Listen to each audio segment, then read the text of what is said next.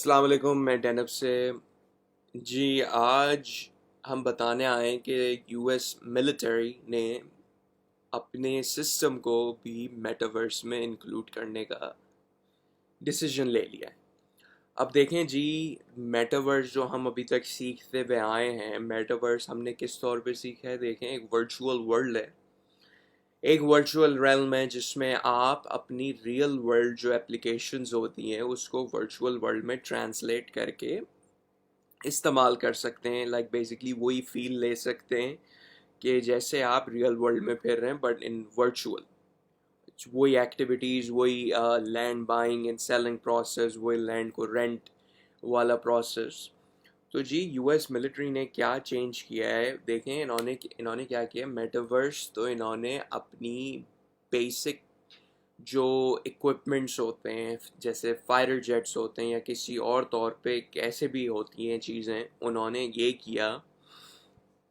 उन्होंने अपने प्रोटोटाइप्स के साथ साथ रियल वर्ल्ड प्रोटोटाइप्स, उसमें उन्होंने लोगों को बिठाया, या जो भी ट्रेंड होते हैं, फाइटर जेट्स कर लेते हैं, जो भी ट्रेंड लोग ट्रेनिंग के लिहाज से लोगों को करना होता है, साथ साथ मेटावर्स के उनको वीआर हेडसेट्स जो बोलते हैं उनको पहना के बिठा के बेसिकली एक रियल वर्ल्ड लाइव सिनेरियोज के एग्जांपल्स दे के उनको ट्रेनिंग करवा रहे हैं।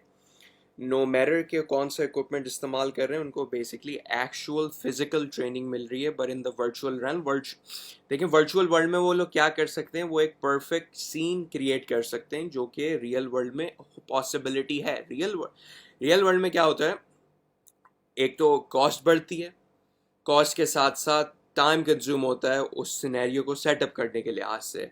वर्चुअल वर्ल्ड में क्या है, एक दफ़ा सॉफ्टवेयर प्रोग्राम होके इंटीग्रेट हो जाता है एक दफ़ा, तो फिर ये आसानी हो जाती है कि बंदा जो है वो आराम से आने वाले वक्तों में एक नहीं, दो नहीं, तीन नहीं, मल्टीपल जो लोग होते हैं वो आराम से ट्रेन कर सकते हैं विदाउट एनी हैसल।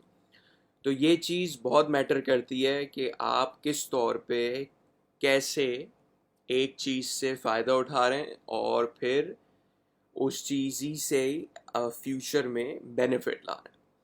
तो जी, इससे लोगों का क्या फ़ायदा है। देखें, लोगों का ये फ़ायदा है कि इन्होंने यूएस मिलिट्री किस चीज़ के लिए फेमस है। देखें, ये लोग प्रोजेक्ट्स को आउटसोर्स करते हैं। आउटसोर्स के मायने देखें, इनके पास कोई ऐसे, देखें टीम मौजूद होती हैं, सारी टीम्स मौजूद होती हैं, कोई ऐसा मतलब कि टेक्नोलॉजी का कोई मसला नहीं है। लेकिन क्या होता है कि ये लोग जो आउटसोर्स करते हैं, ये स्पेसिफिक कंपनीज को प्रोजेक्ट असाइन कर देते हैं कि यार तुम लोग हमारे लिए ये स्पेसिफिक चीज़ क्रिएट करो और फिर हमें बताओ कि कितने पैसे लग रहे हैं और किस तौर पे लग रहे हैं और कैसे हम इससे हमारी एक एक चीज़ जो भी हम बता रहे हैं उसको एग्जैक्टली रिफ्लेक्ट करनी है, ताकि हमें भी वो इमर्सिव रियल वर्ल्ड एक्सपीरियंस है। तो ये बात करते हैं कंपनीज से जो कि ऑलरेडी इस चीज़ में महारत हासिल की हुई होती हैं। वो कंपनीज इंटर्न क्या करती हैं, उनको प्रोजेक्ट डिलीवर करती हैं, और अगर उनके कोई स्पेसिफिक प्रोजेक्ट उनके खुद के चल रहे होते हैं तो उस प्रोजेक्ट की वैल्यू आहिस्ता आहिस्ता बढ़ती रहती है।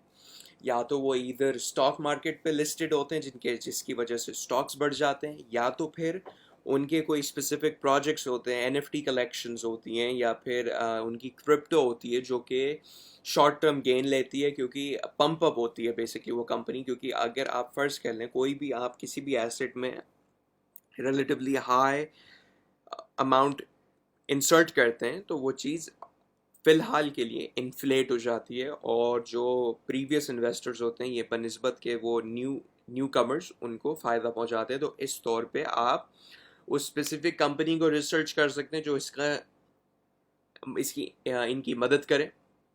किस तौर पे करे, सॉफ्टवेयर डेवलपमेंट के तौर पे, और फिर इनके फ्यूचर ग्रोथ एनालिटिक्स भी होते हैं, फ्यूचर ग्रोथ एनालाइज जो करते हैं।